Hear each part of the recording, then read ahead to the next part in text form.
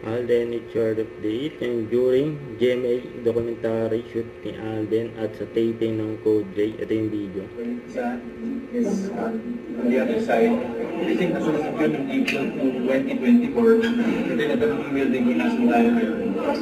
This was burned down during November 2024. So dito daw sinasabi ng mga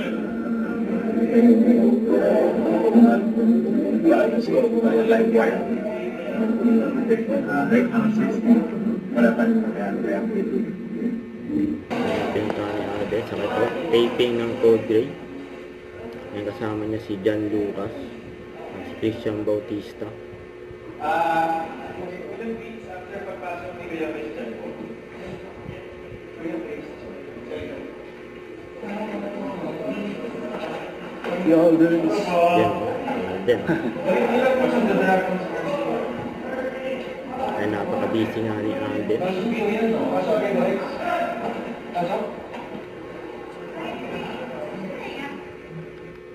Don't forget, subscribe, click the notification bell for my update. This is Richard in Action Live. Stay tuned for more videos.